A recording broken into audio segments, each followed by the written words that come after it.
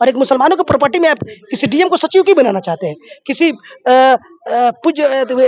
मंदिर हो या कोई और मठ हो, एक बाबा 5-5 एकड़ जमीन लेकर मठ बना। वैसी साहब ने कहा था कि बसपा को इस देश के राजनीति में जिंदा होना बहुत जरूरी है।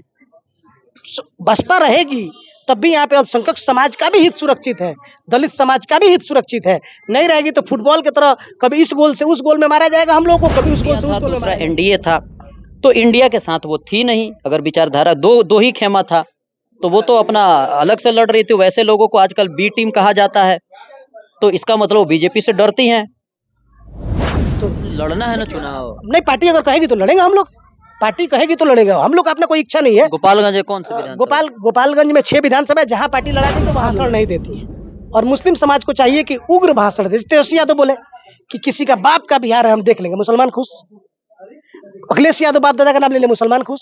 विचारधारा, मुसलमानों को विचारधारा से कुछ लेना ही देना नहीं है। बस मौखिक रूप से कोई कुछ बोल देगा, मुसलमान उसको नेता मान लेगा। कन्हैया कुमार को नेता मान लेगा। अभी आके भारतीय जनता पार्टी में कोई है, हेमंत बिश्व शर्मा कांग्रेस में था, नेता था मुसलमानों का, भाजपा में चला गया, मुसलमानों का जड़ तोड़ने का प्रयास कर रहा है। में भी गूंजे की किलकारी, इनके यहाँ नतीजे हैं चमत्कारी। बांझपन की समस्या से छुटकारा चाहिए तो सिवान की जानी मानी महिला प्रसूति व बांझपन रोग विशेषज्ञ डॉक्टर वंदना कुमारी के पास आइए। यहाँ 24 घंटे इमरजेंसी सेवाएं उपलब्ध है। पता है Vandana maternity care clinic, Pooja medical hall, doctor Ramaji Chaudhary से 100 कदम पूरब, डॉक्टर्स कॉलोनी, सीवान। का अलग अंदाज के चैनल पर अलग अंदाज की टीम अभी तीनों जिला के चर्चित बहुजन समाज पार्टी जो आपके मायावती हैं, उस पार्टी के नेता सदमान जी हैं, ऑलवेज हमेशा चर्चा में रहते हैं। नेताजी से जुड़ने की कोशिश करेंगे। आप सबको पता है इसी साल यानी 2025 में बिहार विधानसभा का चुनाव भी है, साथ ही साथ वक्फ संशोधन बिल भी है, साथ ही साथ नीतीश कुमार पे जो आरोप लग रहा है कि अब उनका जो आपका मानसिक संतुलन और जो आपका राष्ट्रगान का अपमान, कई ऐसे सवाल है जो नेताजी से जानने की कोशिश करेंगे। सर, स्वागत है हमारे चैनल पर। बहुत बहुत धन्यवाद आपका कि आपने मुझे अपने इस चैनल पे बोलने का अवसर दिया। आपका बहुत बहुत धन्यवाद जी। कहाँ देखते हैं, सबसे पहले आपके पार्टी से ही शुरुआत कर लेते हैं। मायावती बहुजन समाज पार्टी एक टाइम में एक अलग पहचान था और पूरे हिंदुस्तान के पॉलिटिक्स में एक जगह था। अभी आप कहाँ देखते हैं? देखिए, दुनिया है और दुनिया में हर चीज का उरूज है, हर चीज का जवाल है। एक समय है, देखिए पॉलिटिकल पार्टी है। एक समय था कि भारतीय जनता पार्टी के पूरे उत्तर प्रदेश में, पूरे बिहार में 2 से 3 सांसद, पूरे इंडिया में 2 सांसद हुआ करते थे। आज भारतीय जनता पार्टी का सरकार है। राजद इसी यहीं पे राष्ट्रीय जनता दल आज से 10 साल पहले 20 सीट पे सिमट के रह गई थी। आज उसके पास 80 विधायक है। वही जनता दल यूनाइटेड पिछले चुनाव में, उसके पिछले चुनाव 15 के चुनाव में 2 लोकसभा सांसद लेकर संतुष्ट थी। तो वैसे ही पॉलिटिकल पार्टियां हैं, कभी उतार आता है, चढ़ाव आता है। देखिए, बहुजन समाज पार्टी विचारधारा की राजनीति करती है और जो इस समय राजनीति हो रही है, इस समय राजनीति डर, भय और उत्पात की राजनीति हो रही है। भारतीय जनता पार्टी डर का माहौल बनाती है और कांग्रेस और सेकुलर पार्टियां अपने आप को रहनुमा की माहौल बनाती है। बहुजन समाज पार्टी, मायावती जी ना किसी मंदिर में जाती है ना किसी मस्जिद में जाती है। बहुजन समाज पार्टी संविधान को साक्षी मानकर राजनीति करती है। वो ना किसी को डराती है, ना किसी को धमकाती है, ना किसी को मनाती है। वो संविधान के ऊपर चलती है। तो इस माहौल में लोगों को लग रहा है कि भाजपा आ जाएगी तो जिंदगी बर्बाद हो जाएगा, और जिंदगी बर्बाद कर भाजपा लोगों का शोषण कर रही है, अल्पसंख्यकों को डरा रही है, लोगों को धमका रही है और बहुसंख्यक समाज के अंदर एक जात पात का एक जो रंग है वो भरने का प्रयास कर रही है। और कांग्रेस ये दिखा रहा है, कांग्रेस और उसकी और भी पार्टियां हैं, ये दिखाने का कार्य कर रहा है कि बसपा बहुजन समाज पार्टी ये जो पार्टी है ये भाजपा के साथ है। 2 ही फाड़ बना के रखा हुआ है और हम लोग आप लोग के रहनुमा है। आप लोग का जान बचाएंगे, देश को बचाएंगे, संविधान को बचाएंगे। लेकिन सही मायने में अगर कोई संविधान को बचा सकता है तो बहन कुमारी मायावती जी है। सदमान जी, यहाँ पे हम रोकने की कोशिश करेंगे। आपने बोला विचारधारा की लड़ाई, ना किसी को डराती हैं, धमकाती हैं, लेकिन अगर देखा जाए विचारधारा की अगर बात की जाए तो एक इंडिया था और दूसरा एनडीए था। तो इंडिया के साथ वो थी नहीं। अगर विचारधारा दो ही खेमा था तो वो तो अपना अलग से लड़ रही थी। वैसे लोगों को आजकल बी टीम कहा जाता है, तो इसका मतलब बीजेपी से डरती हैं। तो देखिए, भारतीय जनता पार्टी एक राष्ट्रीय पार्टी है जी, कांग्रेस एक राष्ट्रीय पार्टी है, बहुजन समाज पार्टी भी एक राष्ट्रीय पार्टी है। तो वो किसी के साथ क्यों जाएगी? जब सम्मान विचारधारा की बात आती है, आप समझिए इस बात को, इस देश में आज तक मनुवादी व्यवस्था के लोग शासन करते आए हैं। कांग्रेस के शासन काल में भी एक भी बैकवर्ड समाज को प्रधानमंत्री बनने का अवसर नहीं मिला, एक भी दलित समाज के लोगों को प्रधानमंत्री बनने का अवसर नहीं मिला। भाजपा के शासन काल में भी कट्टरवादी लोग प्रधानमंत्री बनते हैं और अपने जो हिंदुत्व को बढ़ावा देते हैं उसको प्रधानमंत्री बनाया जाता है। बहुजन समाज पार्टी एक अलग धार बना के बैठी हुई है। राष्ट्रीय जनता दल हुआ, अखिलेश यादव का पार्टी हुआ, जो क्षेत्रीय पार्टी है। तो कैसे धार बना के परसेंटेज वोट परसेंटेज मान लीजिए 4%, 5%, 10% वोट आता है, तो ये तो जनाधार नहीं है। 35%, 30% वोट आता तब ना अकेले लड़ती तो एक अलग मतलब होता। या उनको तो इंडिया के साथ रहना चाहिए, इंडिया के साथ देना चाहिए। अब इस बात को आप समझिए कि मुस्लिम समाज अगर अखिलेश यादव को वोट ना दे तो अखिलेश यादव 7-8% पर सिमट कर रह जाएंगे। यहाँ तेजस्वी यादव को मुस्लिम समाज वोट ना दे तो तेजस्वी यादव भी 8-9% पर सिमट कर रह जाएंगे। तो जो मुस्लिम का वोट है, वो मुस्लिम का वोट बहुजन समाज पार्टी को अगर मिलता, 13% वोट लेकर मैं आती तो आई है ना, 20% हो जाता, 30% उनके पास भी वोट हो जाता।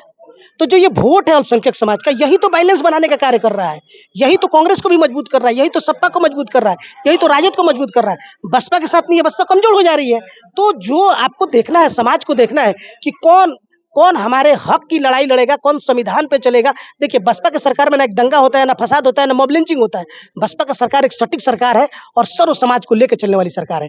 तो हमारा ये कहने का मतलब है कि ना हम एनडीए है ना एनडीए है, हम बहुजन समाज पार्टी के लोग हैं, बाबा साहेब भीमराव अम्बेडकर के मानने वाले लोग हैं, एपीजे अब्दुल कलाम आजाद को मानने वाले लोग हैं, अशफाकुल्लाह खान को मानने वाले लोग हैं। तो जब हम इन लोग मानने वाले हैं तो कहीं ना कहीं हमें इस बात ये हम लोग भी तो बैठे हुए हैं कि समाज आए मेरे साथ, दलित मुस्लिम गठबंधन बनाए और ये मनवादियों को मुंहतोड़ जवाब देने का काम करें। अब मुस्लिम समाज को विश्वास राजद में है, सपा में है, तो ये कैसे हम लोग विश्वास दिलाए कि हम लोग आपके साथ हैं। यही सवाल अभी पूछने वाले थे, आखिर मुसलमानों का विश्वास मायावती पे क्यों कम हो गया? इसलिए कम हो गया कि मायावती उग्र भाषण नहीं देती है और मुस्लिम समाज को चाहिए कि उग्र भाषण दे। तेजस्वी यादव बोले कि किसी का बाप का बिहार है, हम देख लेंगे, मुसलमान खुश। अखिलेश यादव बाप दादा का नाम ले ले, मुसलमान खुश।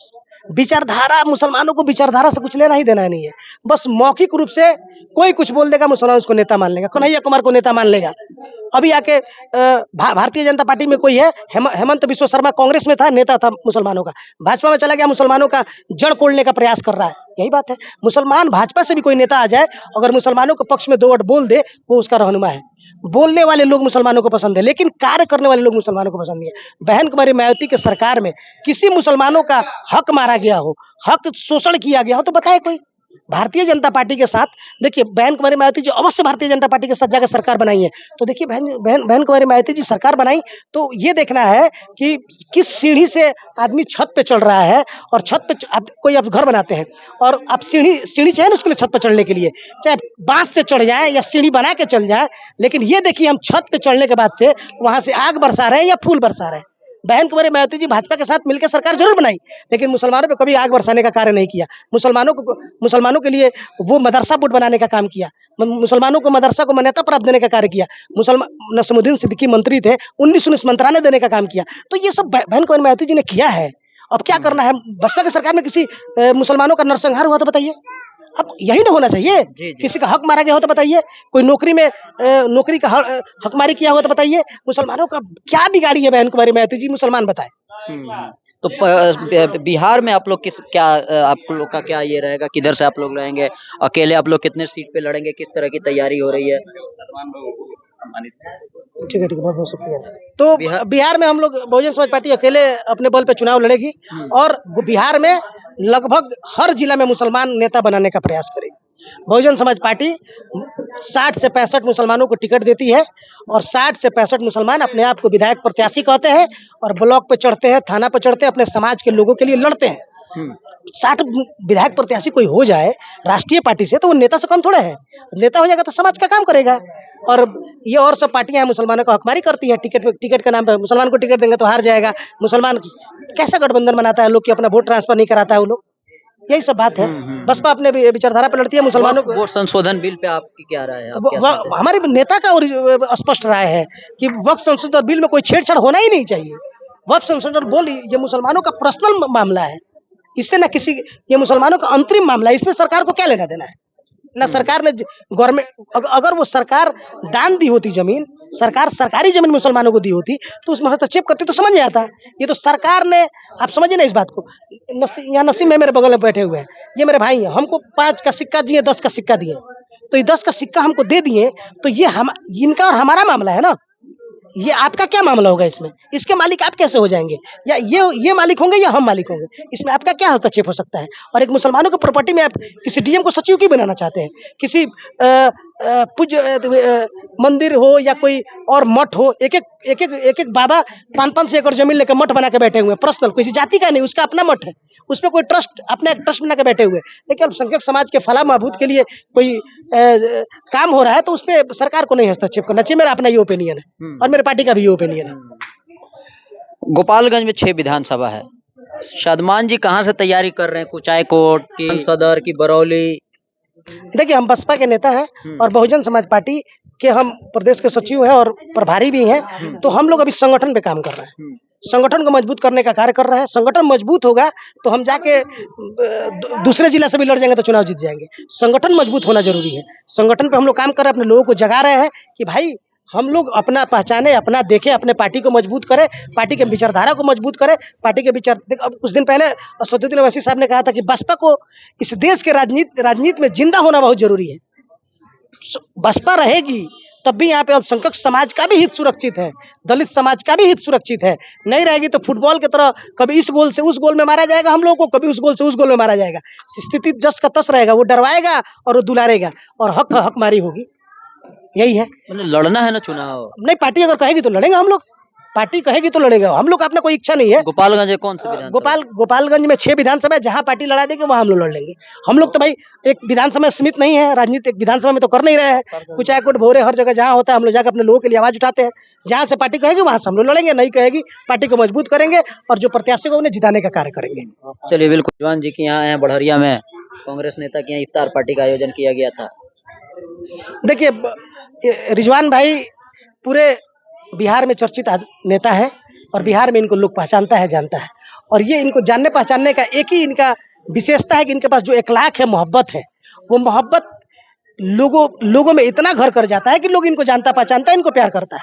और ये लगातार 2 बार रिजवान भाई यहाँ इफ्तार का दावत दिए और इन्होंने इस कड़वे जमाने में, इस जात पात वाले जमाने में, जात पात वाले माहौल में एक प्यार घोलने का इन्होंने काम किया है। मैं इनका शुक्रिया अदा करता हूँ और इनको बहुत बहुत बधाई देता हूँ कि आपने इफ्तार का दावत करा के गंगा जमुनी तहजीब को मजबूत करने का एक जो सफल प्रयास किया है, उसके लिए आप बधाई के पात्र हैं। और रिजवान भाई एक मजबूत लीडर है, पूरे बिहार में उनको एक अच्छा लीडर के रूप में हम देखते हैं और अपने एक गार्जियन के तौर पर उनको देखने का हम काम करते हैं। चलिए, बिल्कुल। कमेंट के माध्यम से अपनी प्रतिक्रिया दे सकते हैं। बने रहें, देखते रहें अलग अंदाज।